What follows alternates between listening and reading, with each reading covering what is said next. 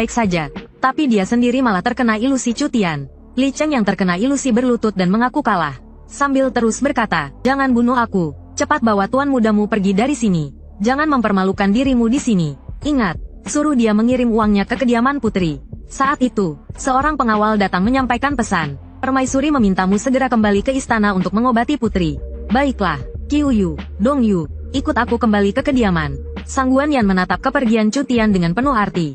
Setelah kembali, Cutian memberi hormat pada permaisuri. Sepertinya kau sudah menemukan cara untuk menyembuhkan dirimu sendiri. Bisa dibilang begitu, mungkin dalam beberapa hari aku akan sembuh. Baguslah, aku sudah menyiapkan barang-barangnya untukmu. Aku tidak akan mengganggumu lagi. Fokuslah mengobati putri. Setelah permaisuri pergi, Cutian pergi ke samping tempat tidur putri.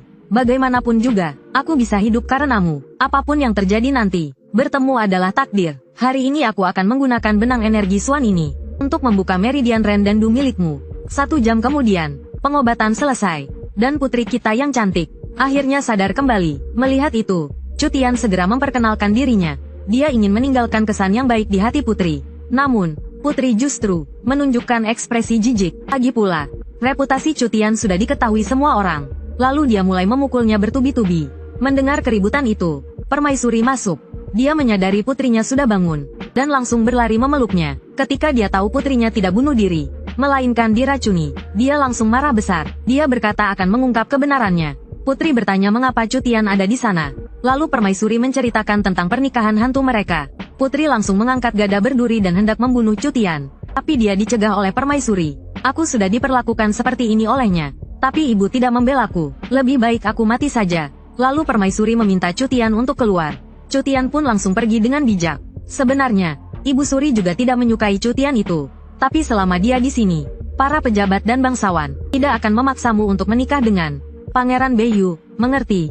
Cutian yang berada di luar pintu menghela nafas tanpa daya. Dosa apa yang telah diperbuat oleh pemilik tubuh asli ini? Kenapa dia dibenci kemanapun dia pergi? Saat itu, seorang pelayan datang melapor. Pangeran Beiyu datang untuk menjenguk putri. Permaisuri memerintahkan Cutian untuk menghadapinya dan mencegahnya masuk. Cutian tentu saja tahu niat permaisuri, yaitu ingin menyingkirkannya dengan tangan orang lain. Dan jika identitasnya terbongkar, dia pasti akan mati. Jadi, sesulit apapun, dia harus melewati rintangan ini. Saat itu, seorang pria kekar dari Beiyu mencoba mendobrak pintu. Anjing liar dari mana ini? Berani-beraninya menggonggong di depan kediaman putri. Seekor serigala perak muncul di luar istana. Orang yang duduk di atasnya adalah Pangeran Beiyu, Hu Buhui. Buhui datang untuk menjenguk putri. Putri adalah istriku.